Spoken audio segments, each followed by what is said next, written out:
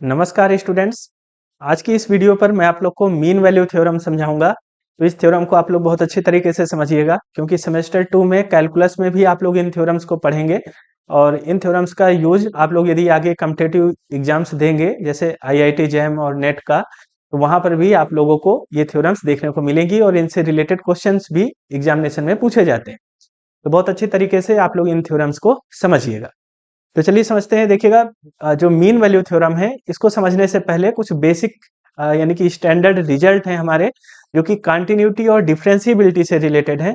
तो ये मैं आप लोग को समझा देता हूं, क्योंकि इन रिजल्ट्स को आपको पता होना चाहिए। जब ये रिजल्ट आपको पता होंगे कंटिन्यूटी और डिफरेंशिएबिलिटी के, तब आप लोग मीन वैल्यू थ्योरम को बड़ी आसानी से अप्लाई कर पाएंगे। ठीक है, तो कुछ बेसिक रिजल्ट हैं 5 6 7, तो मैं आप लोग को इनको बता देता हूँ। ठीक है, देखिए सबसे पहला रिजल्ट ये है, कंटिन्यूटी एंड डिफरेंशिएबिलिटी की बात कर रहे हैं कि जो आपके कांस्टेंट फंक्शन होते हैं, जो भी आपके कांस्टेंट फंक्शन होते हैं, ये क्या होते हैं? ये सारे ही आपके कंटिन्यूअस होते हैं और डिफरेंशिएबल होते हैं पूरे रियल लाइन पर। ठीक है, यदि कांस्टेंट फंक्शन आपको दिख गया है तो आप सीधे बताएंगे कि ये कांस्टेंट फंक्शन है, इस वजह से ये क्या होगा, कंटिन्यूअस भी होगा और डिफरेंशिएबल भी होगा पूरे रियल लाइन पर। ठीक है, अलग से वो left hand limit, right hand limit और फंक्शन की वैल्यू निकालने की जरूरत नहीं है। आप यदि आपको यदि कांस्टेंट फंक्शन दिख गया है तो आप डायरेक्ट कहेंगे कि ये कांस्टेंट फंक्शन है, इस वजह से ये क्या होगा, कंटिन्यूअस भी होगा और डिफरेंशिएबल भी होगा पूरे रियल लाइन पर। इसका प्रूफ भी आप लोग करेंगे सेमेस्टर 2 में कैलकुलस में। तो यहाँ पर आप लोग को केवल मैं रिजल्ट बता रहा हूँ, ये इंपॉर्टेंट रिजल्ट। चलिए दूसरी बात आप लोग ये देखेंगे कि जो भी आपके पॉलिनोमियल फंक्शन होंगे, पॉलिनोमियल फंक्शन होते हैं, ये भी क्या होते हैं, कंटिन्यूअस होते हैं और डिफरेंशिएबल होते हैं पूरे रियल लाइन पर। यदि आपको पॉलिनोमियल फंक्शन दिख गया है तो कंटिन्यूअस भी होगा और डिफरेंशिएबल भी होगा पूरे रियल लाइन पर। कहीं पर आपको left hand limit, right hand limit या डिफरेंशिएबिलिटी वाले रूल लगा करके चेक नहीं करना है, क्योंकि यहाँ पर मैं आपको ये स्टैंडर्ड रिजल्ट ही बता रहा हूँ। ठीक है, यदि आपको पॉलिनोमियल फंक्शन दिख गया है तो फिर वो कंटिन्यूअस भी होगा और डिफरेंशिएबल भी होगा ही होगा। ठीक है, इसी तरीके से जो आपकी एक्सपोनेंशियल फंक्शन है, ठीक है, जो आपकी एक्सपोनेंशियल फंक्शन है यानी कि e to the power x, a to the power x, इस टाइप के जो फंक्शन है, ये भी क्या होंगे, सारे के सारे ये भी हमारे कंटिन्यूअस होंगे पूरे के पूरे रियल लाइन पर। ठीक है, और ट्रिग्नोमेट्रिक फंक्शन में ध्यान रखिएगा, केवल साइन एक्स और कॉस एक्स की मैं बात कर रहा हूं, साइन एक्स और कॉस एक्स की, ये पूरे रियल लाइन पर क्या होते हैं, कंटिन्यूअस होते हैं। ठीक है, और जो बाकी ट्रिग्नोमेट्रिक फंक्शन है वो क्या होते हैं, तो वो मैंने बताया कि वो अपने डोमेन पर कंटिन्यूअस और डिफरेंशिएबल होंगे। जैसे कि यहाँ पर मैंने लिखा है, जैसे कि लॉग फंक्शन हो गया, ट्रिग्नोमेट्रिक फंक्शन हो गए और इनवर्स ट्रिग्नोमेट्रिक फंक्शन हो गए, ये क्या होते हैं, ये आपके कंटिन्यूअस और डिफरेंशिएबल होंगे, लेकिन कहां पर, with in their entire domain, ये अपने डोमेन पर क्या होते हैं, कंटिन्यूअस और डिफरेंशिएबल होते हैं। ठीक है, लेकिन साइन एक्स और कॉस एक्स क्या होते हैं, पूरे रियल लाइन पर क्या होते हैं, कंटिन्यूअस होते हैं। ये कुछ मतलब स्टैंडर्ड फंक्शन है, इनके बारे में आपको जानकारी होना चाहिए, कंटिन्यूटी और डिफरेंशिएबिलिटी की, तो ये पता होना चाहिए आपको। ठीक है, तो मैंने आप लोग को यहाँ से ये इतने फंक्शन बताए। चलिए कुछ और फंक्शन देखते हैं, जैसे कि tan x फंक्शन है ना। तो tan x फंक्शन क्या होता है, tan x फंक्शन जो होता है ये आपका डिसकंटिन्यूअस होता है ना। ये पता होना चाहिए बात आपको कि tan x फंक्शन क्या होता है, डिसकंटिन्यूअस होता है। कहां पर, प्लस माइनस के π/2 पर और प्लस माइनस के 3π/2 पर, है ना। इसी तरीके से आगे प्लस माइनस का 5π/2, इन सभी पॉइंट्स पर ये जो tan x होता है, ये फंक्शन क्या होता है, डिसकंटिन्यूअस होता है। तो ये भी बात आपको पता होना चाहिए। जो mod x वाला जो फंक्शन है, ये हमारा फंक्शन क्या होता है, कंटिन्यूअस तो होता है लेकिन डिफरेंशिएबल नहीं होता है ना। ये क्वेश्चन आपका एज इट इज आपके बीएससी मैथ्स ऑनर्स में पूछा गया है कि जो mod x वाला फंक्शन है ये डिफरेंशिएबल नहीं है, इसको प्रूव करिए x इक्वल टू 0 पर, है ना। कहां पर डिफरेंशिएबल नहीं है, x इक्वल टू 0 पर।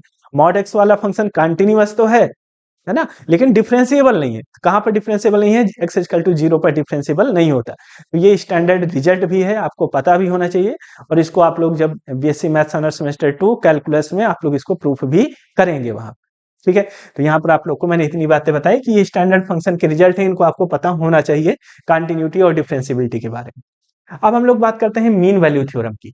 ठीक है, तो मीन वैल्यू थ्योरम में सबसे पहले जो हम लोग बात करेंगे वो रोल्स थ्योरम की बात करेंगे, यानी कि रोल्स मीन वैल्यू थ्योरम की हम लोग बात करेंगे।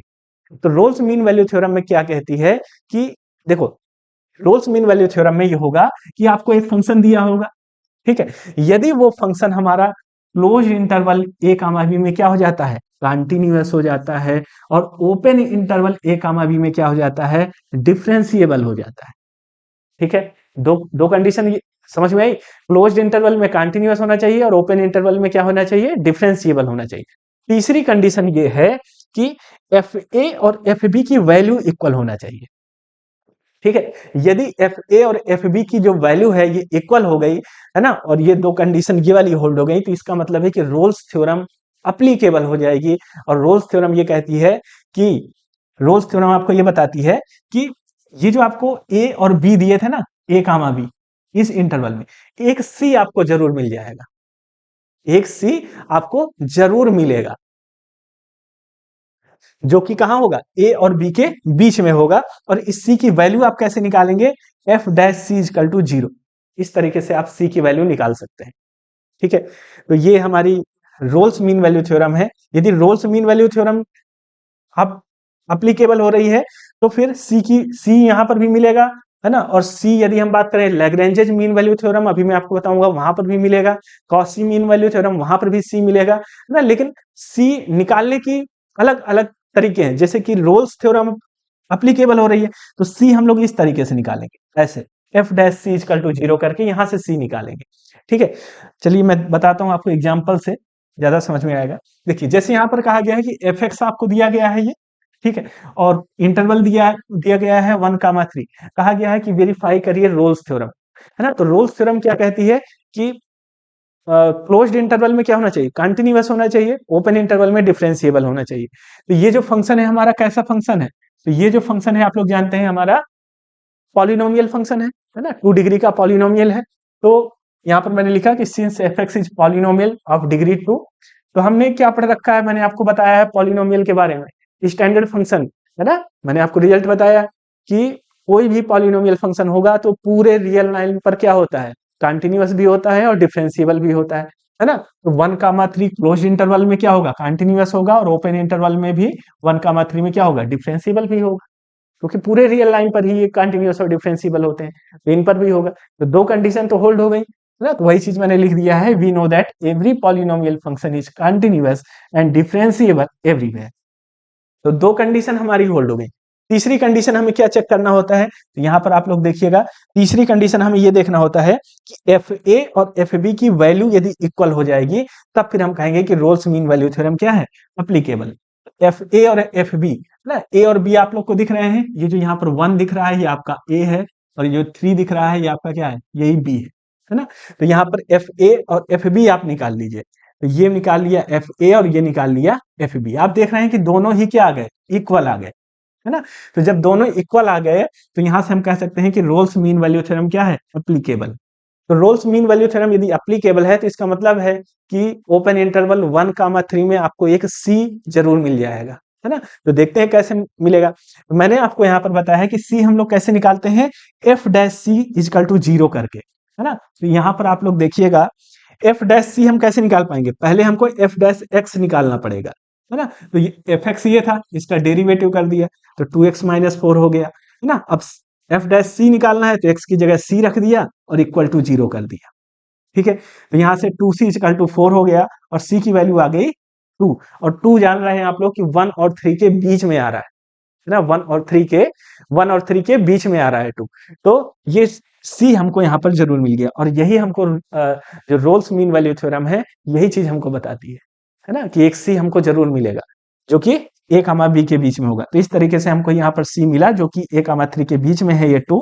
तो ये रोल्स मीन वैल्यू थ्योरम जो है वो क्या हो गई, वेरीफाई हो गई। बात समझ में आ रही है। तो इस तरीके से आप लोग इसको वेरीफाई भी कर सकते हैं। चलिए, रोल्स मीन वैल्यू थ्योरम समझ में आ गई। अब हम बात करते हैं लैग्रेंजेज मीन वैल्यू थ्योरम की। ठीक है, लैग्रेंजेज मीन वैल्यू थ्योरम की। तो यहाँ पर भी देखो सेम चीज है कि function F X B, function define such that कि F is continuous on closed interval A comma B, यही सेम कंडीशन थी रोल्स थ्योरम में। यहाँ पर क्या है, F is differentiable open interval A comma B, यही रोल्स थ्योरम में भी थी। तीसरी कंडीशन में देखो यहाँ पर चेंज है, यहाँ पर एफ ए एफ बी की इक्वल नहीं है, समझना। यदि एफ ए और एफ बी दोनों इक्वल हो गए तो फिर रोल्स थ्योरम लग जाएगी, रोल्स मीन वैल्यू थ्योरम। यदि एफ ए और एफ बी इक्वल नहीं है तो फिर लैग्रेंजेज मीन वैल्यू थ्योरम लग जाएगी। ठीक है, तो यहाँ पर एफ ए और एफ बी यदि इक्वल नहीं है तो फिर लैग्रेंजेज मीन वैल्यू थ्योरम लगेगी। और यहाँ पर भी बात वही है है ना, कि एक सी हमको जरूर मिलेगा। लेकिन यदि लैग्रेंजेज मीन वैल्यू थ्योरम लग रही है तो फिर सी कैसे निकालोगे आप? सी आप इस तरीके से निकालोगे, एफ डैश सी करोगे आप, है ना, यानी कि पहले आप एफ डैश एक्स निकालोगे यहाँ पर, फिर एक्स की जगह पर सी पुट करोगे, और इधर साइड क्या होगा, F B minus F A रखोगे, और डिनोमिनेटर में बी माइनस ए करोगे। इसको सॉल्व करोगे तब फिर आपको यहां से भी सी की वैल्यू मिल जाएगी। बात समझ में आ रही है? तो ये है हमारी लैग्रेंजेज मीन वैल्यू थ्योरम। इसका स्टेटमेंट आप लोग को तैयार होना चाहिए। चलिए, एक और थ्योरम है, इंपॉर्टेंट है ये भी, कॉची मीन वैल्यू थ्योरम। इस पर क्या है, देखो इस पर आप यहां से ही जान जाओगे। यहाँ पर आपको दो फंक्शन दिए होंगे, एफ एक्स और जी एक्स, ठीक है, और ये दोनों ही फंक्शन क्या होना चाहिए, closed interval A comma B पर continuous, open interval A comma B पर डिफरेंशिएबल होना चाहिए, ठीक है। तीसरी कंडीशन ये है कि जो जी डैश एक्स है इसकी वैल्यू जीरो नहीं होना चाहिए, ठीक है। यदि ऐसा हो जाता है तो Cauchy mean value theorem applicable हो जाएगी, और यहां से ये भी यही चीज बताएगी कि सी हमको एक जरूर मिल जाएगा ए कामा बी के बीच में। लेकिन इस सी की वैल्यू हम कैसे निकालेंगे, यहाँ पर सी की वैल्यू हम लोग निकालते हैं इस फार्मूले से, ठीक है। तो ये कॉची मीन वैल्यू थ्योरम में सी निकालने के लिए ये रिजल्ट है आपका। इससे निकालोगे एफ डैश सी, डिनोमिनेटर में जी डैश सी, और इधर side F B minus F A, और डिनोमिनेटर में जी बी माइनस जी ए। इसको सॉल्व करके आप लोग यहाँ से सी की वैल्यू निकाल सकते हैं। बात समझ में आ रही है? तो ये कुछ इंपॉर्टेंट थ्योरम्स थी, यानी कि मीन वैल्यू थ्योरम थी, जो कि मैंने आपको समझाया है इनकी स्टेटमेंट को। तो इंपॉर्टेंट है बहुत ज्यादा, है ना। आप लोग जब पढ़ेंगे बीएससी में तो बहुत सारे स्टूडेंट्स होते हैं जो कि इनको रिलेट ही नहीं कर पाते हैं कि कौन सी रोल्स थ्योरम है, कौन सी लैग्रेंजेज मीन वैल्यू थ्योरम है, तो रिलेट ही नहीं कर पाते। तो ये चीज आपको समझना पड़ेगा। इनके प्रूफ तो आप लोग तैयार करेंगे ही, है ना, लेकिन इनको समझ में भी आना चाहिए कि यहाँ पर क्या चीज बताई गई है किस थ्योरम, है ना, और कौन सी थ्योरम कब अप्लीकेबल होगी। तो ये चीज आपको समझ में आना चाहिए। तो आई होप कि ये थ्योरम आपको समझ में आई होगी। तो जो भी स्टूडेंट्स डीयू से बीएससी मैथ्स ऑनर्स कर रहे हैं, आप लोग हमारे व्हाट्सएप चैनल को भी ज्वाइन कर सकते हैं। वहां पर आप लोग को मैं काफी सारे क्वेश्चंस वगैरह सॉल्व करके देता रहता हूँ नोट्स टाइप में, है ना। तो वहां पर आप लोग उन सभी क्वेश्चंस की भी प्रैक्टिस कर सकते हैं, और आप लोग के लिए एग्जामिनेशन के लिए भी यूजफुल रहेगा। तो आप लोग ज्वाइन करना चाहें तो कर सकते हैं।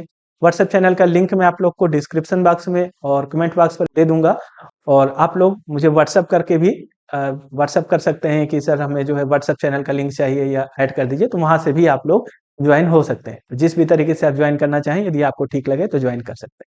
तो आई होप कि ये थ्योरम जो मैंने आज आपको बताई है ये समझ में आ गई होंगी। हम लोग मिलते हैं नेक्स्ट वीडियो पर। Thank you.